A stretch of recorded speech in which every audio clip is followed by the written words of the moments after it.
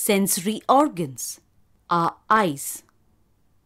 Our eyes help us see this beautiful world. The eyes contain about 70% of the body's sensors.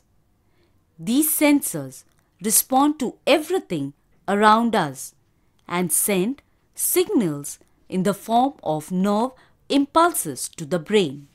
The brain converts these signals to the images that we see. Only a small part of the eye can be seen as the eyeball protected within a bony socket in the skull. The eyeball. The part of the eyeball which we can see is the cornea. Eyebrows prevent sweat from dripping into the eye and the eyelashes keep out the dust particles. The eyeball is cleaned by tears each time we blink, every 10 seconds. Iris and pupil. The colored part of the eye is called the iris. The iris contains pigment called melanin. Those whose irises contain more melanin have black or brown eyes. Lesser melanin lends a blue or green color to the iris.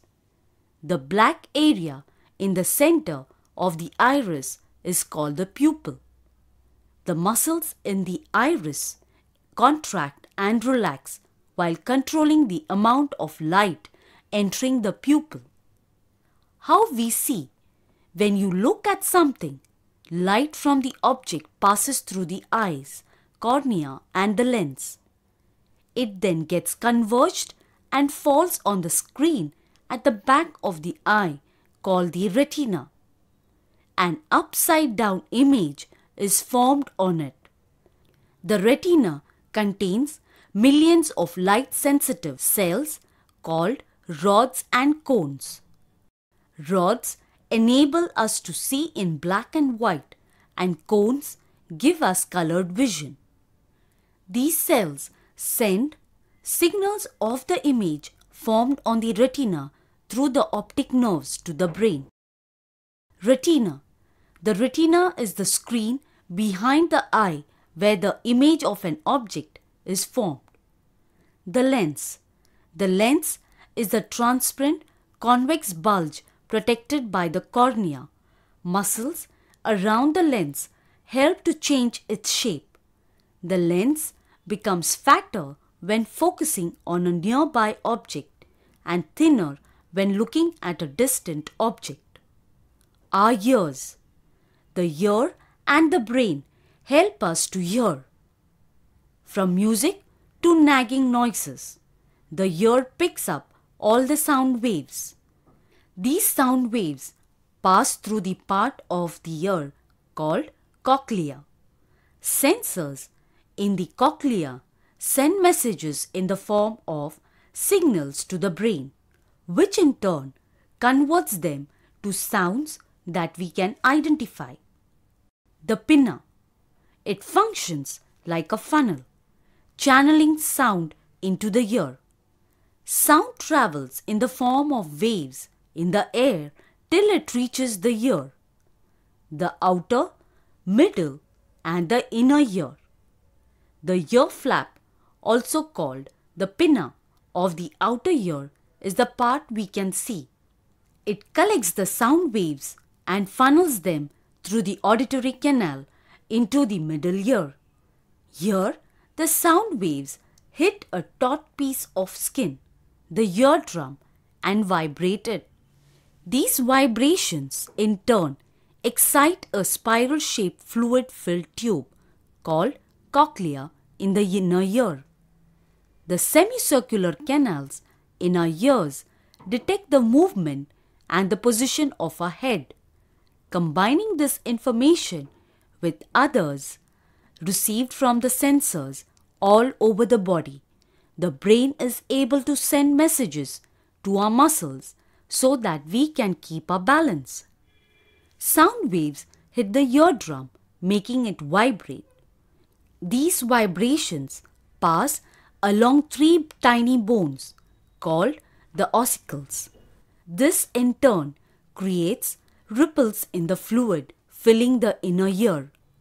When these ripples reach the cochlea, it sends messages to the brain. Taste and smell. Our main senses, in addition to sight and hearing, are taste, touch and smell. Our sense of taste and smell detect chemicals in our food and the air around us. Chemicals in food are detected by taste buds in our tongue, while chemicals in the air are detected by a smell sensor called olfactory nerve. These sensors send messages to the brain so that you can taste and smell. The brain detects the difference between thousands of different foods and help us to recognize more than 10,000 smells. Touch sensors, skin, enable us to recognize temperature and texture. Smell sensors send messages to the same part of the brain that deals with emotions and memory. Nasal receptors. The nasal cavity carries air to our throat when we breathe in. The upper part of the two sides of the nasal cavity is the olfactory area. It is lined with more than 25 million receptors. When we breathe in, the molecules creating the smell stick to the sensors and a message is sent to the brain to be decoded. The message is transmitted along the olfactory nerve. Our sense of smell is stronger than our sense of taste, which is why food often seems to be tasteless if our nose is blocked by cold. Taste map of our tongue. 4 distinct tastes are detected by the taste buds: sweet, salty, sour and bitter. Taste buds in the front of the tongue detect sweet. Those at the sides detect salt and sour, and the ones at the back detect bitter taste. Taste and taste buds. Our tongue is lined with thousands of taste receptors which send signals to the brain.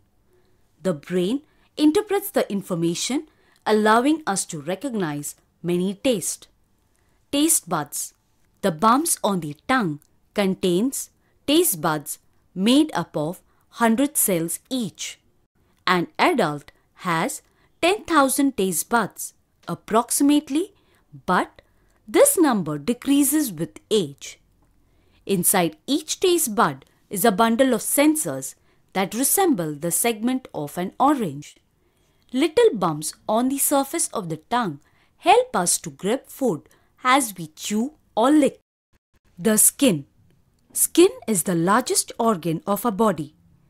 Underneath its surface are millions of nerve endings, sensitive to pain, pressure, texture, temperature, and many more sensations. Millions of sensors in our skin send a stream of messages to our brain so that we can touch and feel our surroundings. Some sensors detect light, some touch, some sense vibrations or pressure, while others sense heat, cold, or pain. Working together, different sensors give our brain a touch picture. Some parts of our skin have many more touch sensors than others, making them much more sensitive. For example, the nerve endings in our hands, fingers, and mouth are more sensitive. The nerve endings of the fingers are so sensitive that blind people can read by running their fingers over pages covered in groups of bumps representing letters. Many different sensors can be found inside the skin. Some lie deep in the dermis, while others reach up to the epidermis. Nerve fibers carry messages from the sensors to the brain. For example, if you put an ice cube on your palm, the sudden temperature drop makes cold sensors send messages to your brain immediately. The skin is the body's biggest organ. An adult skin weighs about 3 to 4 kilograms. That is like wearing every single one of your sweaters at the same time. If you spread our skin, it would measure around 20 square feet in size, about the same size as a child's bed sheet. Our body not only disposes undigested food in the form of feces and urine, our skin disposes excess water and salts in our body in the form of sweat.